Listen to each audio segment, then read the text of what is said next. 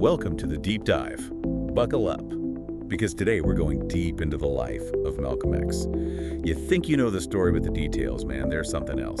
It's true, you know. You really get a feel for someone when you hear the lesser-known stuff, the things that really shook them up.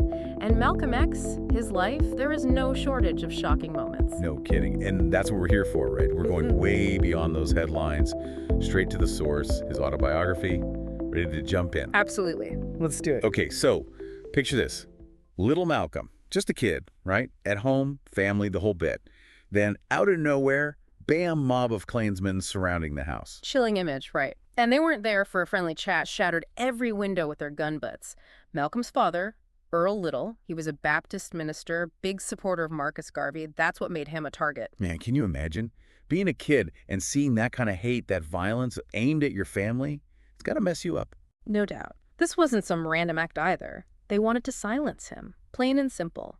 Silence a voice speaking up for Black empowerment. And tragically, in a way, it worked. Malcolm's mother, Louise, she couldn't handle it. Mental breakdown. Couldn't even care for her kids. And if that wasn't bad enough, right, the system that's supposed to help, the welfare system, it rips the family apart, sends the kids every which way. Heartbreaking. Can you imagine the impact on young Malcolm? Father brutally murdered, mother breaks down, separated from his siblings, and he's not even a teenager yet. That's a whole lot of trauma to deal with. Yeah, no wonder he had a hard time trusting authority, right? Oh. Seeing all that, you can practically see those seeds of anger, of distrust being planted. For sure. But it wasn't just this one event, unfortunately. Racism followed Malcolm wherever he went. Lansing, Mason, Michigan, always there. Wait, Michigan too? Seriously? Yeah. You always think of the South, not Michigan. Happens everywhere, right? Racism doesn't see state lines. And for Malcolm, growing up back then, it was a constant barrage, like having a target on his back just because of his skin color. It's wild, right? To think just a few decades ago, in parts of America, Black people couldn't even walk down the street after dark. Sounds crazy, like something out of a movie. But for Malcolm, it was reality. And all that injustice, it fueled a rebellious streak in him. Got mixed up in a life of crime, Boston first, then the streets of New York City. And we're talking hustling, drugs, robbery, the real deal. It's a side of Malcolm X you don't always hear about. It's important, though, you know, because even though it was a dark path, it showed him the reality, the systemic stuff that Black Americans faced. He wasn't just talking about it, he was living it. So it was like a double life, almost. The leader we know, the charismatic one, he had this whole other world, this gritty past that shaped him. Exactly. It's a hidden chapter, but crucial to understanding who he'd become. And you know what? As wild as this part of his life was, it led to something incredible, a complete transformation. You mean prison? Because let's be real, prison doesn't exactly have the best track record for turning lives around. You'd think so, wouldn't you? But for Malcolm, prison.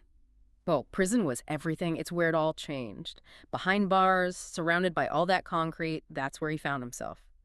It's funny, right? Most people, they think prison, that's it, game over. But for Malcolm, it was like hitting reset. Everything's stripped away, years of time staring at you. But somehow, he finds a way to turn it all around. It's mind-blowing, honestly. I mean, how do you even start to change your life in a place like that? It started with his mind, you know? He realized to change his life, got to change how you think, so he taught himself to read. Hold on. Taught himself. In prison. How? Guy was driven, man. I'm talking serious willpower. Imagine, right? All that noise, the chaos, but he finds a way. Copied the entire dictionary word for word just to learn. Wow. That's commitment. Talk about making the best of a bad situation. But reading alone, that's not going to turn your whole life upside down. True. It was a piece of it, though. Right around then, he stumbles across the teachings of Elijah Muhammad, Nation of Islam. Boom. Like a light switch. Here's this message. Black empowerment, self-reliance, all this stuff that just clicked with him. Makes sense when you think about it. After all that racism, seeing how the system worked against Black people firsthand, the Nation of Islam, it must have been like an answer, you know? Exactly. A lifeline. Finally, a group that got it, that understood the anger, the frustration he'd been carrying around. They offered something different, a vision of Black pride, of separating from white society. And Malcolm, with his energy, his way with words, he shoots right up in the Nation of Islam, right? Becomes one of their strongest voices. Oh, for sure. But it wasn't just talk. Malcolm, he walked the walk. founded new temples, fought hard for their beliefs, even worked with addicts in the Black community trying to get them clean. He was all about uplifting his people, helping them break free, you know? Like he was making up for lost time. Yeah. Right. Taking that energy he used to have for the streets and turning it into something good. Exactly. But just as he's at the top of his game in the Nation of Islam, something happens. Starts questioning things. His faith, even Elijah Muhammad himself. Ooh, things get juicy here. What happened? Why question everything after coming so far? Hypocrisy. That's the thing about Malcolm. He was all about truth. He finds out things are happening, stuff going on that goes against everything they're preaching. And this, a guy who dedicated his life to these beliefs, to find out it's not all on the level that the leader he saw as a prophet, well, it messed him up. Can you imagine that? The feeling of betrayal? You know, his whole world just got flipped. Totally. But as tough as it was, this whole crisis of faith, it set him on a new path. And that path, it started with a trip to Mecca. Mecca. He goes all the way to Mecca. Talk about a change of scenery. What was it about that place that had such a big impact on him? Think about it. Malcolm, he's only ever known segregated America, right? Suddenly, he's in Mecca, surrounded by Muslims from all walks of life, every race, every background, united by faith. That kind of brotherhood, that equality, it blew his mind, changed how he saw everything. Wow, seeing that firsthand, the real deal. It's Yep. got to make you rethink things. No doubt. He comes back a changed man with a new outlook, a more inclusive view of humanity, going way beyond race, beyond nationality. It's a big shift. So this is where he officially splits from the Nation of Islam and starts his own thing. You got it. Forms his own organization, the Organization of Afro-American Unity, OAAU, they called it. Malcolm stepping out on his own, ready to create a new path for Black liberation, one rooted in Pan-Africanism. Pan-Africanism, huh? Okay, break that down for me. What is that exactly, and how did it change Malcolm's views? It's like this. Pan-Africanism, it's the belief that Black people all over the world, no matter where they live now, are connected. Shared history, shared struggle. And they believed in coming together, showing unity to achieve liberation. So it's bigger than just civil rights in America. It's a global Black movement. Exactly. And that change in thinking, it takes Malcolm to Africa. Meeting leaders, revolutionaries, everyday people. He wanted to connect with his roots, learn from those who had already fought back against colonialism. You can almost hear it in his writing from this time, you know, this excitement. Like he's discovering all these connections, new ways of understanding what it meant to be Black in the world. He was like a sponge, absorbing everything. And his travels, they opened his eyes to what happens after colonialism, the struggles of new nations trying to break free from their past. It was a real eye-opener, added another layer to his fight for justice, for equality. So his thinking is changing, becoming more complex, moving away from the black and white view to something more nuanced, more connected. How'd that change his message? What did he say about race, about equality after all that? It's a whole new perspective, right? But through it all, he never let go of his fight against racism, against white supremacy.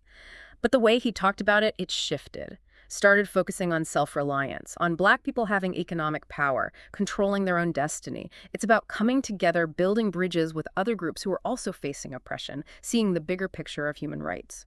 It's amazing how much he grew, how much his ideas changed from those early days. He was always learning, always evolving. Absolutely. And the thing about Malcolm, he never backed down from a challenge, even to his own beliefs. Remember that story about the white college student?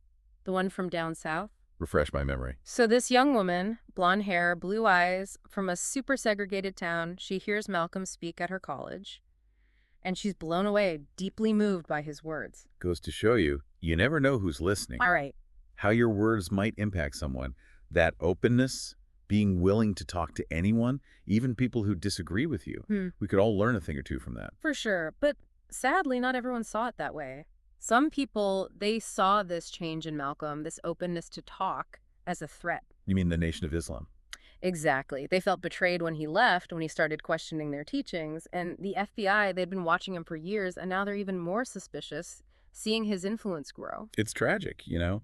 Just as he's embracing a bigger vision, a more inclusive one, he becomes a target. And that brings us to the end, the tragic end of Malcolm X's story.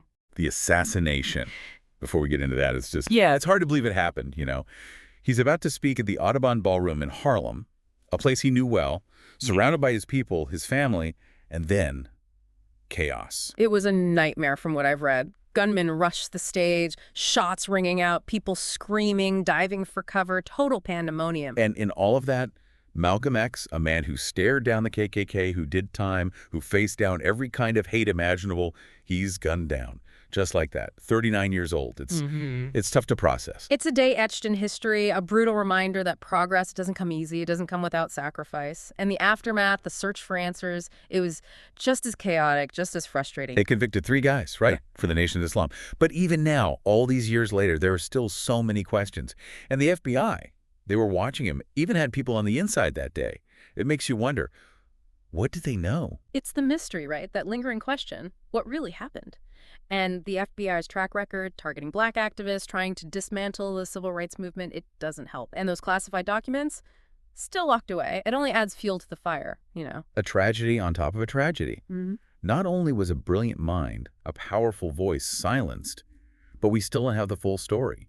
Justice. Justice is a tricky thing. It is. But even in death, Malcolm X's impact, it's undeniable. His words, they still spark debate. His image, it's a symbol of resistance. And his life, it's an inspiration to people generations later. He's an icon. You see his face everywhere, his words quoted in songs, movies. He's more than just a historical figure now. He's a symbol of the fight for equality, for justice. And that fight, it's still going on. It speaks volumes about his message, how he was never afraid to speak truth to power.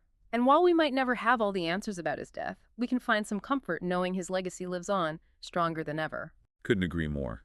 And anyone listening who really wants to understand this man, to go beyond the surface level, you got to read his autobiography. We've got a link to buy it in the episode description. It's an affiliate link, so you'll be supporting the show while you dive deeper into the incredible world of Malcolm X. You won't regret it. It's one of those books that stays with you.